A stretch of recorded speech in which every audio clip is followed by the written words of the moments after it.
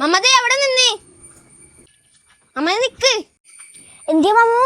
മമ്മതേ ഇന്ന് എന്റെ ബർത്ത്ഡേ ആണ്. 6 മണിക്ക് കേക്ക് കുറിക്കും, നീ വരണോട്ടാ. Happy birthday Mammu. ഞാൻ 6 മണിക്ക് വരാം. എടാ ഉറപ്പായിട്ട് വരണോട്ടാ. ഞാൻ വരാം മമ്മു.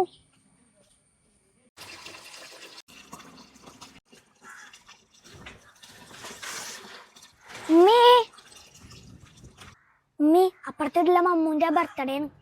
എന്നെ വൈകുന്നേരം 6 മണിക്ക് കേക്ക് കട്ടാൻ വിളിച്ചിട്ടുണ്ട്. ഞാൻ വൈകുന്നേരം പൊക്കോട്ടെ ഉമ്മി. അതിനെന്താ മോൻ പൊക്കോ. മമ്മൂന് എന്തെങ്കിലും ഗിഫ്റ്റ് എടുക്കണ്ടോ ഉമ്മി? മോനെ മാത്രല്ലേ വിളിച്ചേക്കണേ, മോൻ പോയാ മതി കേട്ടാ. എന്നാ ശരി ഉമ്മി, ഞാൻ പൊക്കോളാം.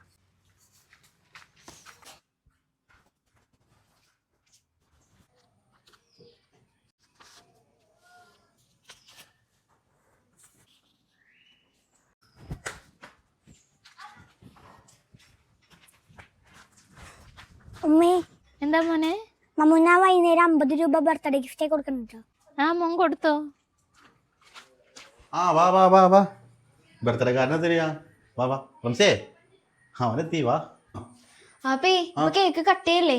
മമ്മത് 6 മണിക്ക് വരാന്ന് പറഞ്ഞിട്ടുണ്ടായി കേക്ക് കുറിക്കാൻ. നീ എന്തിനാ ആവശ്യമില്ലാത്ത ആൾക്കാരുടെ അടുത്തൊക്കെ കേക്ക് കട്ട് ചെയ്യണ കേസ് പറഞ്ഞത്?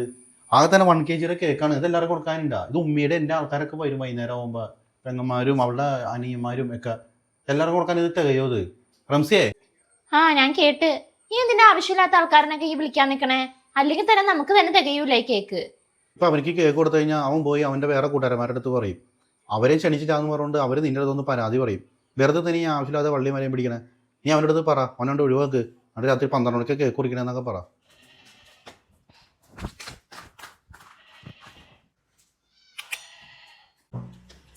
മമ്മ എന്തായി? Happy birthday Mammu. ഇതൊന്ന് സ്മോൾ ഗിഫ്റ്റ്. വേണ്ട മമ്മതേ. അത് കുഴപ്പമില്ല മമ്മു. താങ്ക്സ് മമ്മതേ. കേക്ക് കട്ട് ചെയ്താ? വന്നേ മമ്മതേ, മമ്മേൻ്റെ അടുത്തൊരു കാര്യം പറയാനുണ്ട്. എടാ എൻ്റെ വാപ്പിൻ്റെ ഉമ്മീൻ്റെ ആൾക്കാർ വൈകിട്ട് വരണ്ട്. അപ്പോൾ കേക്ക് രാത്രി കട്ട് ചെയ്യണേ.